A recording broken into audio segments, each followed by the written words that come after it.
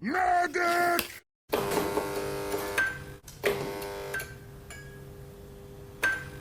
No i cześć. Dzisiaj, jak widzicie, naprawa tego żółtka.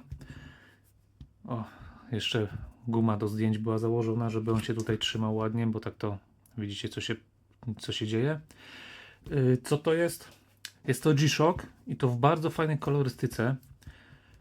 Ja w sumie myślałem, że te ciuchy, to ubranie jest zamiennikiem jakimś tam z AliExpress chińskim, ale nie. To jest dokładnie tak, jak powinno być. To wszystko jest oryginalne. Już nawet na giełdzie tam wspomniałem, że no to wygląda za dobrze, no nie? Na jakiegoś takiego Chińczyka. Chociaż i tak są one dość przyzwoite. No bo mam gdzieś tam do kilku sztuk, gdzie już się nie dało znaleźć po prostu oryginałów. Gdzie się nie opłacało kupować też oryginalnych pasków. Więc sobie kupiłem zamiennik. Co to jest? Jest to G-Shock, seria GLS 6900. Bardzo fajny kształt, lubię ten kształt. Często w latach 90. on był jeszcze tak podrabiany, powiedzmy, że w kioskach były takie zegarki tak rozłożone w papierkach foliowych. Przeważnie były przezroczyste, w takich żelkowych kolorach, no nie? Jelly skeletony to się chyba nazywa jakoś tak. Co jest z tym G-Shockiem? No jak widzicie, źle wyświetla. Nie reaguje tutaj za bardzo na przyciski. Podświetlenie również nie działa. To nie będzie kwestia resetu. Dlaczego nie będzie kwestia resetu? No bo zobaczcie, co tutaj się dzieje pod szkiełkiem, nie? To jest wszystko pod szkłem, więc tutaj to wszystko jest ubrudzone, więc no będzie trzeba się tym zająć. Kupiony dość tanio. Gdzie kupiony? To tu będzie na samym końcu informacja, ewentualnie już teraz, jak będziecie chcieli sobie najpierw sprawdzić, za ile go kupiłem, to sobie kliknijcie w giełdę. Co więcej, szczerze mówiąc, tego zawilgocenia nie zauważyłem. Nie zauważyłem, gdy go kupowałem. Widziałem, że tutaj jest jakiś taki zabrudzony, ale myślałem, że po prostu szkło z tej strony jest zabrudzone. Ale skąd się to wzięło? Ano prawdopodobnie stąd, że widzicie, śrubka jest niedokręcona. No i moja ulubiona penseta się trochę wygięła, więc będę musiał to ogarnąć, ale jeszcze do takich rzeczy tutaj da radę. Jak widzicie, delikatnie, ale można tutaj zrobić rozszczelnienie. Ja też go tutaj trzymam jeszcze palcem, ale jak wezmę tak, no jest rozszczelnienie, tym bardziej, że ta śruba też jest niedokręcona. Ta jest chyba dokręcona i ta chyba jest. Więc tak naprawdę ten pasek dociska ten dekiel jeszcze trochę mocniej w sensie, ale tędy wilgoć jakaś mogła wejść.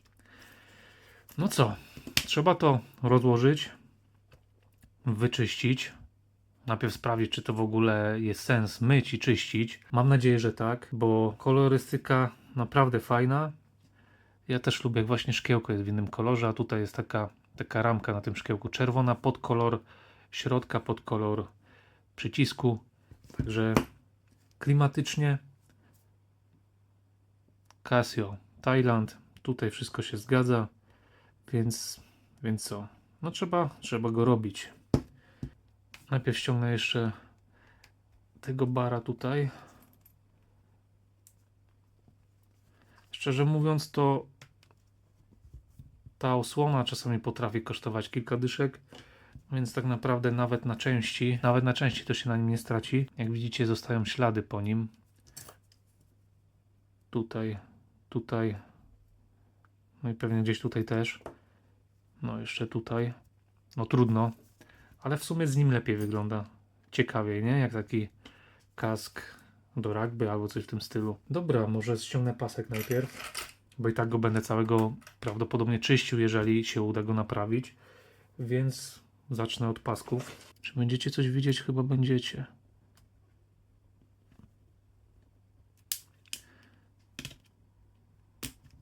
Jest jeden wyciągnięty. I teraz drugi.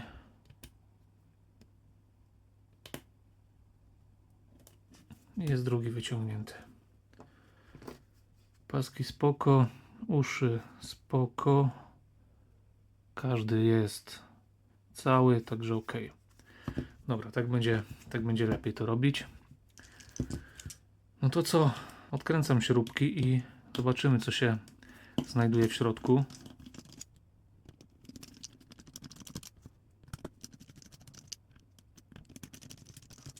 Dobra, chyba wszystko luźne. To można to ściągać.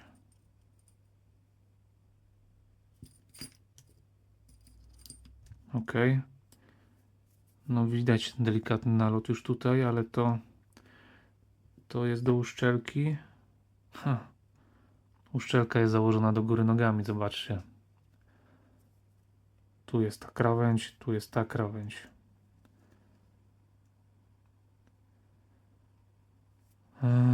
Serio?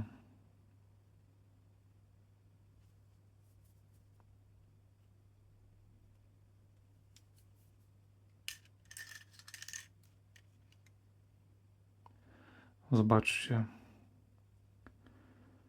Po pierwsze nie ma sprężynki.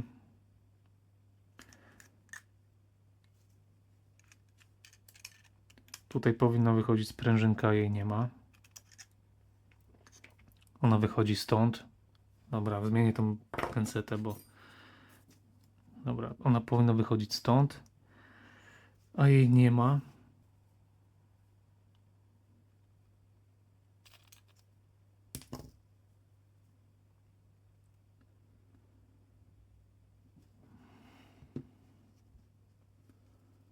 No nie wygląda to najlepiej. Nie wygląda to dobrze niestety. Okej. No tutaj nie wygląda to jakoś bardzo źle. Chociaż widać jakieś takie zacieki, tak jak tutaj. Chwilę przyzumuję. Widzicie tutaj na przykład. Tu jest taki jakby zaciek. Tego nie powinno być. Tutaj taki syf, no nie? To jest raczej zaciek jakiś. No tutaj też co to mogło być? Co to może być takie? Na tym pinie jest rdza, nie? Czyli wilgoć na pewno weszła. Tu też jest rdza. Strasznie krzywo trzymam palce przed kamerą, dlatego tak mi to lata. No ale no widzicie, no są ślady rdzy. Są ślady tego wszystkiego, więc trzeba wszystko umyć i szukać. Mam nadzieję, że żadna ścieżka nie jest uszkodzona, bo inaczej będzie trzeba tutaj grubo robić, co raczej nie będzie opłacalne. Obudowa. Obudowa chyba spoko, ale tu już jest pozaginane. O. To już jest łamane, nie? To jest łamane. Może jakoś delikatnie się to uda jeszcze naprostować, ale to już nie powinno tak wyglądać. I tutaj też widać jakieś tam ślady zacieków jakby, nie? Więc to idzie out. To idzie out. To powinno też wyjść z tego, co kojarzę. Więc spróbuję to wyciągnąć. Aha, dobra. O nie, o nie, o nie, o nie.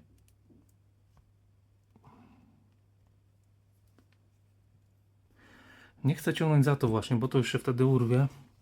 A tak jeszcze to można uratować chyba, mam nadzieję.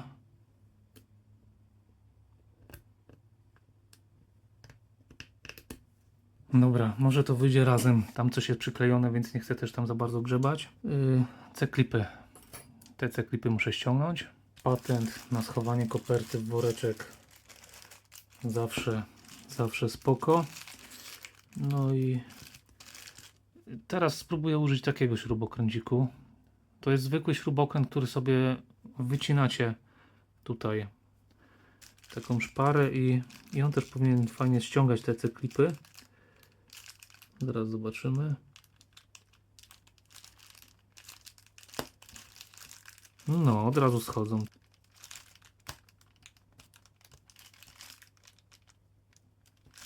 Dobra, zszedł. Dobra, i teraz ostatni.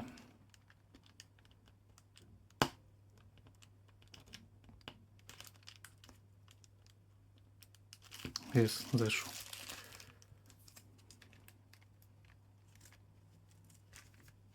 3 są, a jeden gdzieś tam utknął, ale dobra. I teraz to powinno całe wyjść. Dobra, ja wyciągnę najpierw te przyciski.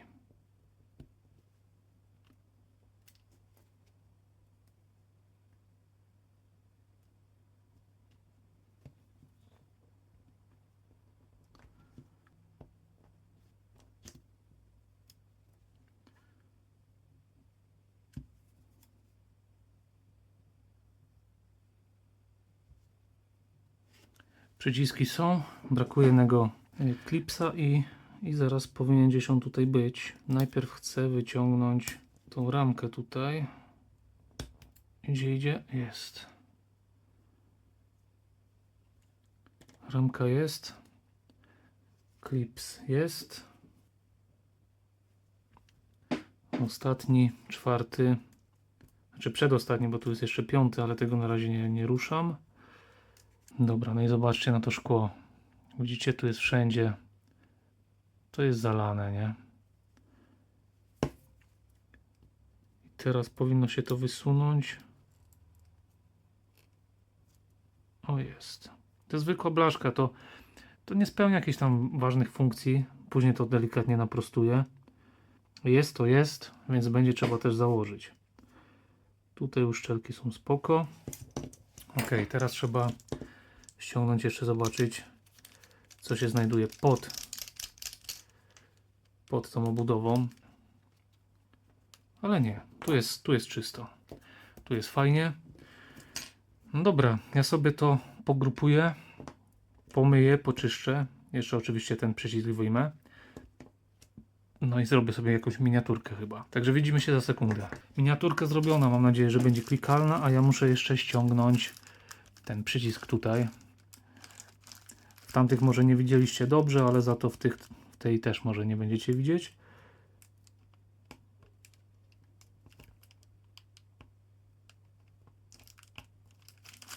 No i zeszło. A ten przycisk po prostu trzeba wypchnąć. I wypada. Przycisk też daje tutaj też jest sprężynka i 2 uszczelki powinny być. No i są 2.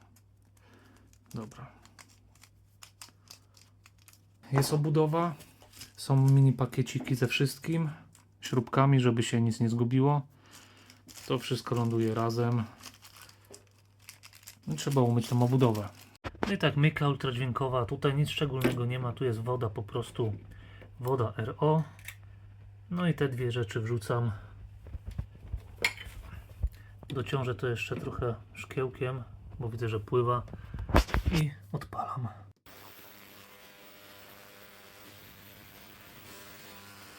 Jest moduł. Teraz to widać lepiej, że on nie wyświetla tutaj poprawnie. No i co? Ściągam blaszki.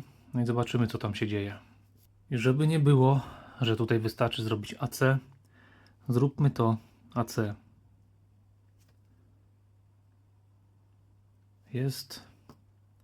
Jest AC tutaj i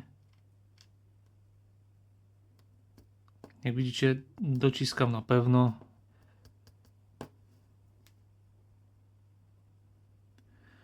No i nic to nie zmienia. Także trzeba rozkręcić. Standardowo trzeba podważyć tutaj te wszystkie zatrzaski i tyle tak naprawdę. O, już wypadła jedna sprężynka. Trzeba na nie bardzo uważać. Powinna być jeszcze jedna. No właśnie, wyleciała druga. Ok. Co tu widać? Dobra, te sprężynki na bok. Co tu widać? A no nie jest za dobrze. Jak zobaczycie te ścieżki tutaj, jest śrubokręcik cieniutki jakiś. Widzicie? One albo są brudne, albo są przerwane. Będzie trzeba to sprawdzić. Ta tutaj też nie wygląda za dobrze.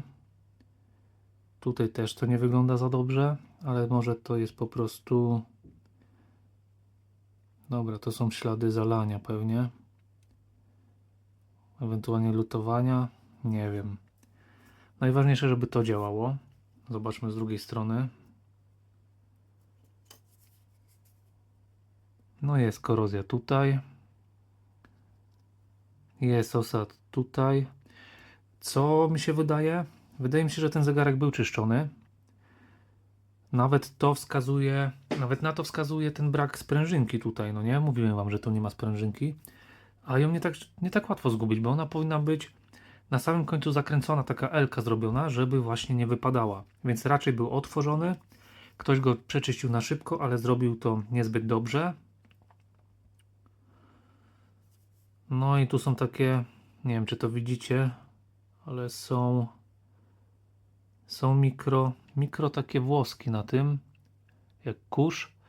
Wydaje mi się, że on tutaj już był przy otwieraniu, tym bardziej, że tutaj też widać ślady zalania. Tu widać ślady korozji zalania. Dobra, zdejmijmy to może.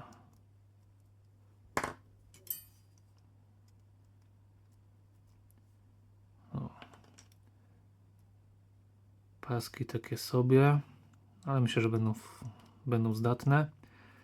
To jest podświetlenie tego zegarka. Tu nie ma diody, tylko tu jest cała płytka podświetlająca. Na niej jeszcze jest folia. No, jest folia i jest brud. Jest kurz. Skąd się znalazł kurz? Ciekawe, nie? I ciekawe, czy to też nie są ślady zalania lub rozwarstwienia tej folii. Nie wiem, trzeba będzie sprawdzić. O, może tak. Widzicie, tu jest pełno jakby kurzu, takiego brudu. Także to też będzie do mycia. To na bok. To na bok, to na bok. Co? A, jeszcze ta strona. No i tutaj też nie wygląda to dobrze, nie? Nie wygląda to dobrze. Tu jest...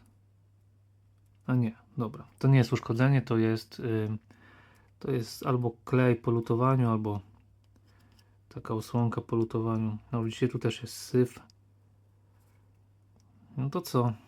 No zobaczcie tutaj jaka korozja w sumie. Korozja czy tylko osad?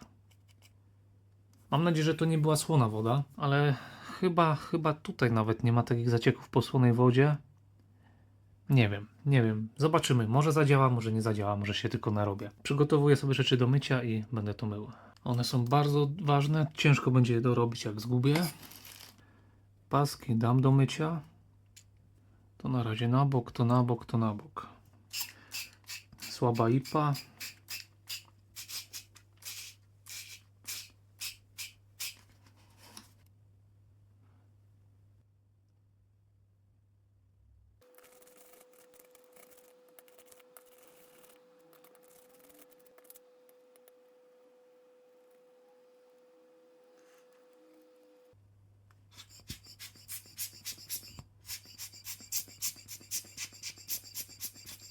Ja to daję do czegoś trochę mocniejszego, bo widzę, że nie chce zejść tym. No i może będzie lepiej. Dobra, niech się odmoczy. No i tak, płytka jest wyczyszczona. Moje palce też są suche, bo oczywiście alkohol paruje. Czy wygląda to trochę lepiej? Może wygląda to trochę lepiej, ale na pewno to tutaj nie wygląda trochę lepiej. Zdecydowanie nie wygląda lepiej. Chodzi mi o dolne piny. Jeszcze sprawdźmy, czy one w ogóle będą tutaj chodzić, więc chyba dam to pod mikroskop. Ale dobra, zanim to zrobię, muszę założyć cienką sondę, bo to jest trochę za gruba, żeby sprawdzać takie piny. Więc tą sobie wykręcę, a tą sobie wkręcę. Jak widzicie, jest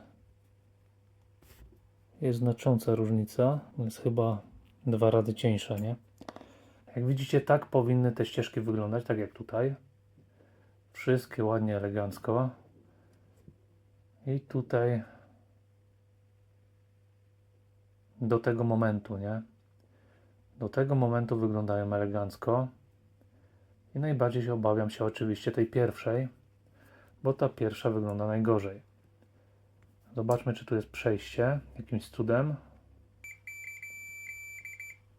Jest, a sprawdźmy to. Tu. No i tu nie ma przejścia.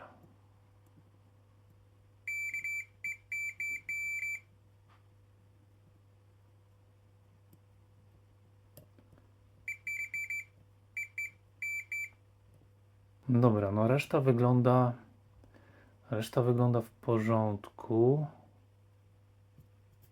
To jest jakiś paproszek, włosek jakiś. To wygląda w porządku, to wygląda w porządku. Tutaj te piny są. Można by pomierzyć jeszcze te rezystory czy kondensatory. Tutaj jak widzicie, wszystko wygląda w porządku. Zobaczmy drugą stronę jeszcze. Druga strona prezentuje się tak.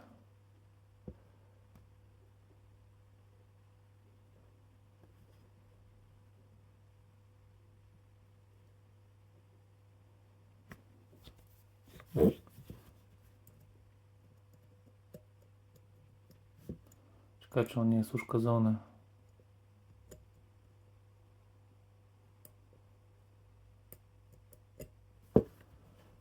Trzeba to sprawdzić. Nie no, zamyka rezystancję, więc jest ok. Tutaj ten pin też nie wygląda za dobrze, więc to będzie trzeba poprawić. Zerknijmy jeszcze na ten tranzystor.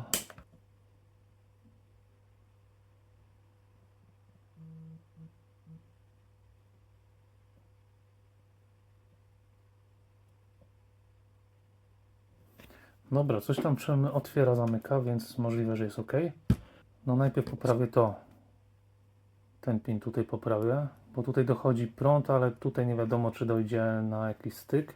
Dobra.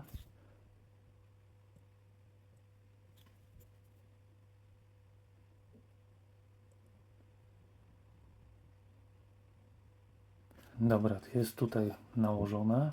Teraz to musi wyschnąć i druga strona, czyli to tutaj postaram się poprawić. Chyba tak mi będzie lepiej.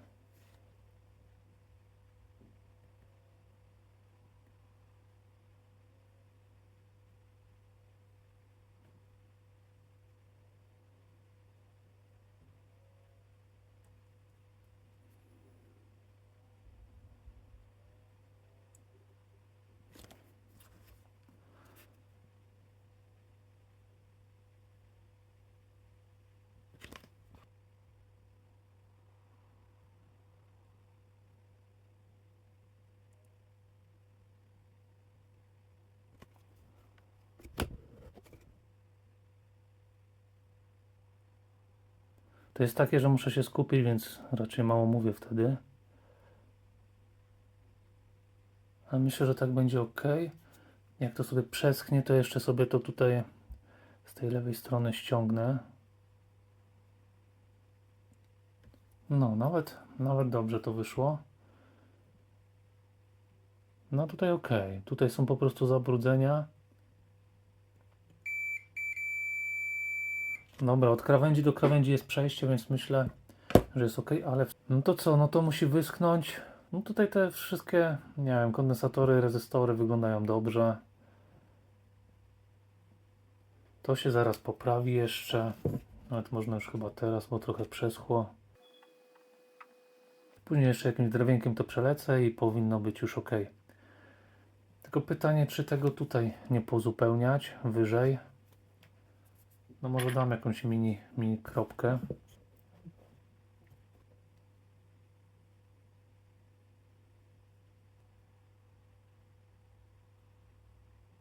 To wiecie, to nie wygląda dobrze, ale tutaj na zoomie to no, wygląda ok. Dobra, to schnie, ja idę grzebać dalej przy innych rzeczach i zobaczymy, co będzie. Tak jest chyba lepiej, nie? Dałem trochę wyżej tą kamerę. Jak widzicie, tutaj już wszystko wyschło, więc jeszcze spróbuję to trochę przeczyścić.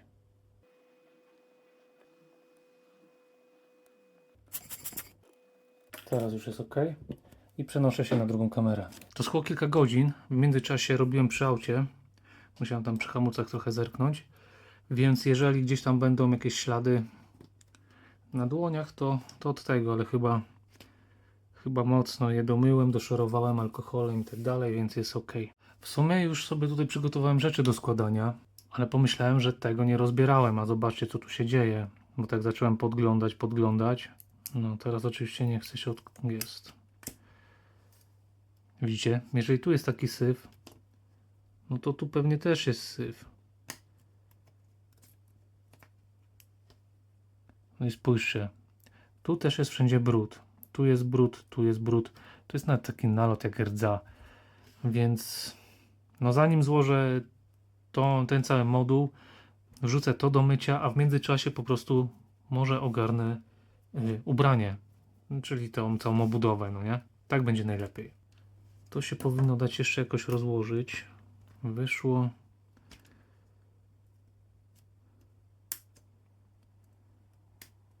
Wyszło. No i to też. No i zobaczcie, jakaś taśma. Znaczy, taśma jak taśma, to nie jest jakiś problem.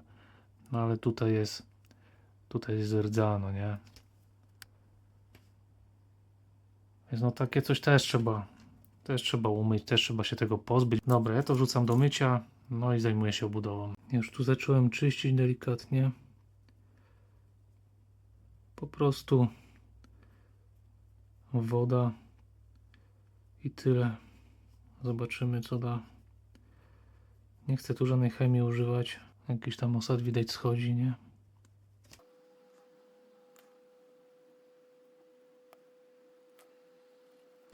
Z tej strony też trzeba wyczyścić, bo syf może latać później po mechanizmie. Chociaż tutaj za bardzo nic nie zrobi, no nie? Ale jednak. No i co, no chyba dobrze wyszło. Chyba wyszło dobrze. No i jest. Po myciu widać, nie widać, chyba widać. Te osady zeszły, więc spoko. To po myciu też nie widzę żadnych tutaj za bardzo jakichś śladów, więc to wpada tutaj od razu. No i teraz już te blaszki tutaj jeszcze. Jak widać trochę naprostowałem, ale nie robiłem tego jakoś mega, bo te blaszki tak naprawdę nie są jakieś znaczące. Jest druga w tym gorszym stanie, ale udało się uratować ten górny listek. W sumie to powinienem chyba wsuwać dopiero po założeniu przycisków, tak mi się wydaje. Dobra, teraz ten pierwszy przycisk.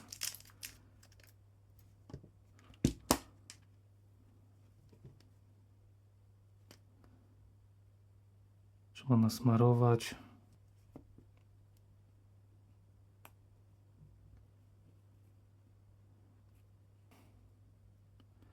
Jest. Nie lubię tego robić i tyle. Jest. To też lepiej robić w jakimś woreczku. I założone. No i to samo trzeba zrobić z tymi czterema, więc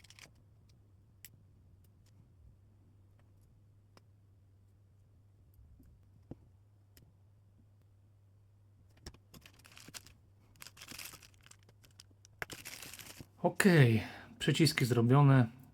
Wszystkie się trzymają, jak widać, każdy klip założony. No, coraz lepiej to idzie, ale to nie zależy chyba od wprawy, tylko od szczęścia chyba. No dobra, od razu założę tą górę.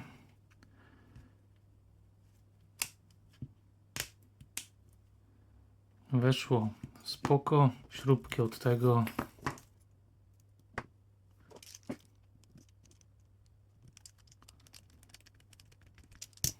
Złożony, góra złożona. Dobra, teraz trzeba złożyć mechanizm. Więc do dzieła.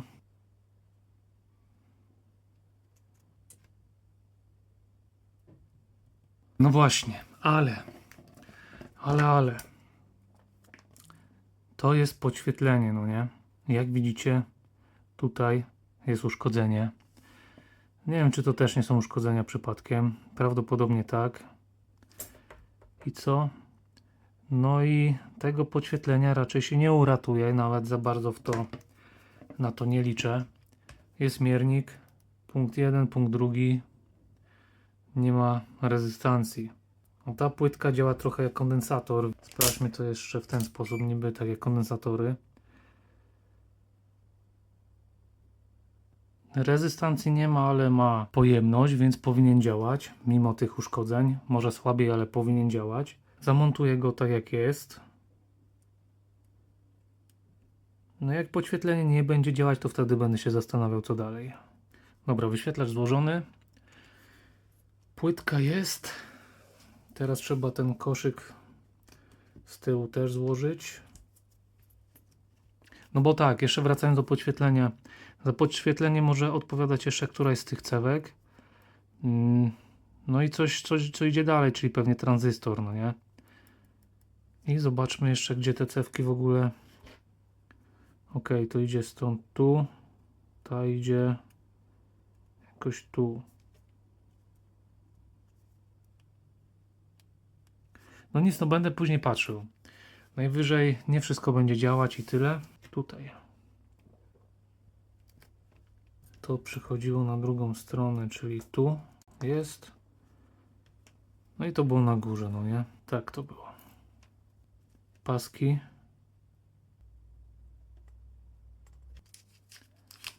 Sprężynki.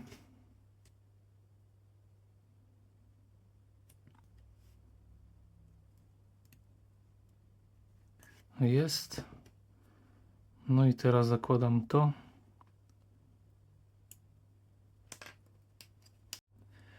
Dobra, moduł złożony. Jest bateria. Bateria ta sama. No i sprawdźmy, nie? Zobaczmy, co tu się stanie. Jest ciemno. No i AC.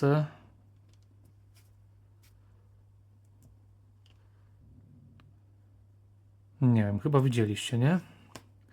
Jeszcze raz mu może AC zrobię, może... No. Drugie AC już zadziałało w pełni. To migotanie ekranu to tylko widać w kamerze. To jest tak samo jak z tymi LEDami, no nie? Jak z LEDami, gdy wam pokazywałem, że nie widać za bardzo tego wszystkiego. Ja go i tak jeszcze będę rozkładał, więc jeżeli coś tam trzeba przeczyścić, to go przeczyszczę jeszcze, bo muszę tą sprężynkę od dźwięku dorzucić, bo jeszcze tego nie zrobiłem, a chciałem zobaczyć, czy po prostu ekran będzie działał.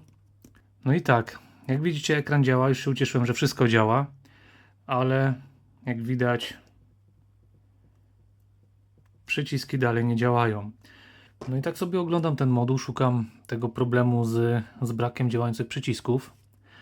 No i co tutaj może być? Tak naprawdę trzeba zacząć od rzeczy najłatwiejszej, czyli gdzieś tam, czy te przyciski dotykają tutaj tych pinów, tych miejsc, tych blaszek. Więc jeżeli tutaj wszystko pasuje, wszystko jest, zamyka obwód, no to poszukałem, może tutaj coś jest z napięciem, no nie? No i tak patrzę, no i nie wiem, czy wy już widzicie, czy nie. Może widzicie, może nie, może tak będziecie lepiej widzieć. No i tutaj jest blaszka. Tu jest blaszka. Ona jest nad kwarcem i ona tutaj przynosi plusa, no nie? I ona nie wystaje z tego koszyka. Więc co ja zrobię? Więc ja ją po prostu dognę. Tak, po prostu tutaj. Może nawet już. O. I zobaczcie, teraz wystaje, no nie? Więc teraz jest pewność, że jest zamknięty obwód. No i w międzyczasie w sumie postanowiłem, że spróbuję te luty poprawić tutaj. Może się jakoś uda. Ale sprawdzę najpierw, czy w ogóle te przyciski działają.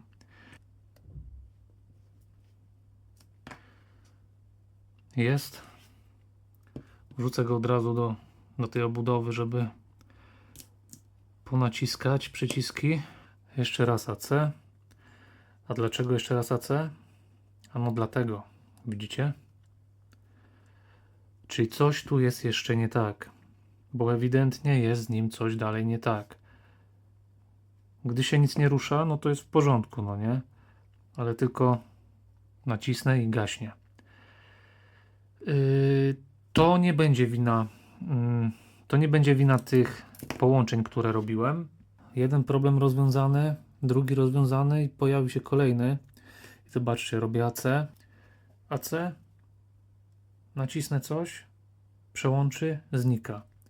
AC, przełączy, znika. Przyciski, czyli widzicie, przyciski działają, ale teraz się stało coś innego. Właśnie sprawdzałem też baterie, czy na innych bateriach gdzie będzie działać dobrze, ale nie. Więc co?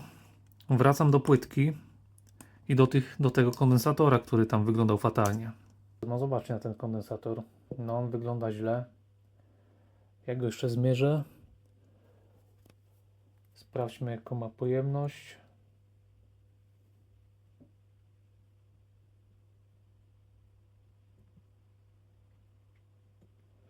No widzicie, tutaj w ogóle nie chcę zmierzyć pojemności. Więc podejrzewam, że coś jest z nim jednak nie tak.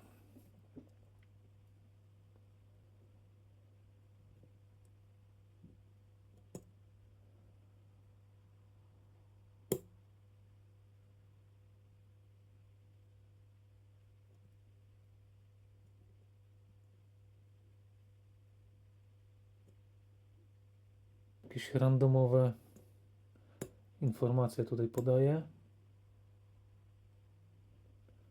Widzicie, on go w ogóle nie mierzy, nie?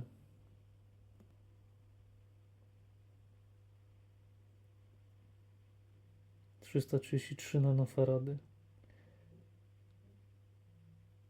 No zobaczcie, że on jakby go nie mierzył, tylko gdzieś tam 6,7 teraz. Dobra, jeszcze drugi miernik. Sprawdźmy tym. 6,7 też, więc trzeba to będzie wylutować i spróbować wylutować nowy. Przeważnie jest to 100 nanofaradów. Taki kondensator, taki malutki. Sprawdzę jeszcze jaką wartość on pokaże. Ten miernik, mimo że tutaj pokazuje jakieś nanofarady, to on naprawdę przyzwoicie mierzy. 84. Tym drugim jeszcze sprawdzę. Wypadło. 92. Nie wiem, ten ma za dużą rozbieżność, więc bardziej ufam temu 84. Także zabieram się za lutowanie. Dobra, ja już sobie tutaj topnik dałem. Przygotowałem też plecionkę jak coś. Grot już też się nagrzał. Grot już się dymi. Więc można coś próbować tutaj zrobić. Sprawdźmy jak to pójdzie. Nie lubię trochę tego grotu, bo on jest taki beznadziejny. Tak, za dużo pewnie tego dałem, ale...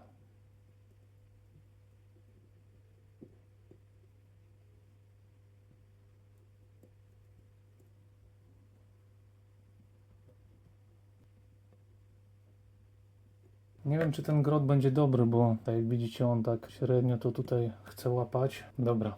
Ważne, żeby działało. To nie musi jakoś super wyglądać, ale może będzie jako tako.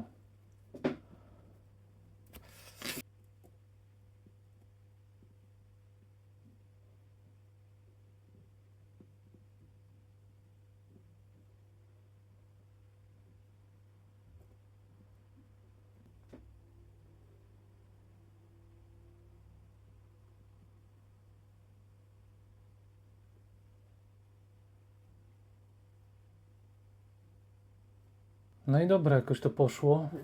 Chyba wygląda w porządku. Może spróbuję od razu tutaj coś poprawić, ten tranzystor jeszcze.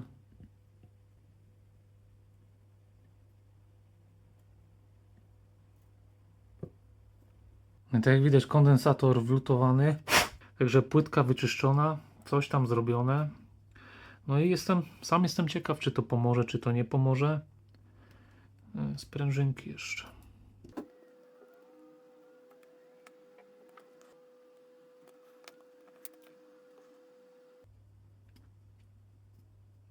Jeszcze się oparzyłem w palec. Złapałem za koniec lutownicy, bo chciałem, wiecie, zrobić coś dokładnie, no i mam. Dobra, ta sama bateria.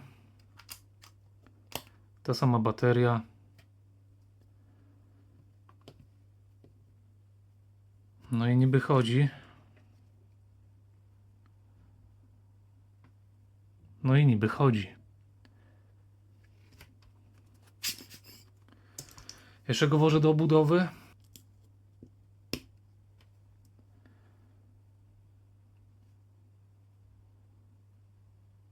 Czyli wychodzi na to, że działa. No jeszcze Wam pokażę te blaszki, które wychodziły z boku. No i one powinny być pewnie tak założone, więc ktoś tam to źle założył, dlatego też tak to wyglądało. Szczelkę na razie użyję tą samą, bo widzę, że nie jest ona zła. Na szczęście nie odkształciła się za bardzo. Jak widać, da się ją tutaj ułożyć na swoim miejscu, więc chyba będzie spełniać swoje zadanie. Dobra, widzimy się za chwilę. A więc tak, dziszok jest, palec jest przypieczony, ale jak to mówią, jest wojna, są ofiary. Mam nadzieję, że tego wiatru nie będzie słychać, najwyżej jakoś tam go wytłumię. Jeżeli chodzi o czytelność i to miganie, no to zobaczcie. W rzeczywistości widać go o wiele lepiej. Naprawdę jest to o wiele lepszy wygląd. Zaraz Wam opowiem o tym, ale zobaczcie, o co mi chodzi, jeżeli chodzi o miganie. Tak, wiem, że rozświetlam, ale zobaczcie teraz, widzicie? Teraz prawie przestało migać. Czemu tak to widać w kamerze? Nie wiem. Ale już się przełączam na normalne nagrywanie. A więc tak, zastanawiacie się pewnie, czy się opłacało. Ekran wyświetla wszystko, tylko nie wiem dlaczego. Chyba pójdę do cienia z nim. Czekajcie. Jak widzicie, najważniejsze, czyli wyświetlacz działa. Widzicie czy nie widzicie? No niestety, tak to wygląda, jak to wygląda. To odświeżanie jest jakieś dziwne, nie wiem dlaczego. Może dlatego, że to jest ten Low Temp LCD. Może dlatego, nie wiem. Ale jak zobaczycie, każdy segment jest wyświetlany. Tutaj nie ma żadnego problemu. Drugim problemem było to, że nie reagował na przyciski. Teraz wszystko działa. Trzecim problemem było to, że nie było dźwięku. Dźwięk jest, ale nie teraz, bo zapomniałem włożyć sprężynkę. No poważnie, już ją teraz się zorientowałem, jak nagrywałem, że jej nie ma, więc no trudno, ale dźwięk jest. Dźwięk był problemem sprężynki, więc ok. Co więcej, no niestety podświetlenie nie działa. Podświetlenie nie działa, trzeba by pewnie wymienić ten panel, ewentualnie szukać dalej, a no ja nie mam już czasu na to. Chciałem Wam wrzucić w kolejną niedzielę ten filmik, a też ten zegarek jednak kilka dni zajął, a jeszcze wiadomo, mam pracę i inne rzeczy do robienia. Więc no, mówię Wam jak jest po prostu, nie? Że niby jest naprawiony, ale jeszcze nie do końca, więc tutaj będzie trzeba się nim zająć. Stan wizualny jest naprawdę bardzo dobry. Jak widać, nic nie jest za bardzo poprzecierane, tak jakby on po prostu gdzieś tam leżał albo był sporadycznie zakładany. Bardzo fajna kolorystyka, fajne kolory. Nie wiem, kojarzą mi się z jakimś uniwersytetem, takimi wiecie, ubraniami amerykańskimi, ale to po prostu może jakieś takie skojarzenie. Chyba jakiś Gryffindor, Gryffindor, nie? On miał chyba takie kolory. Smaczku dodaję ta tutaj osłonka jeszcze, chroniąca wyświetlacz.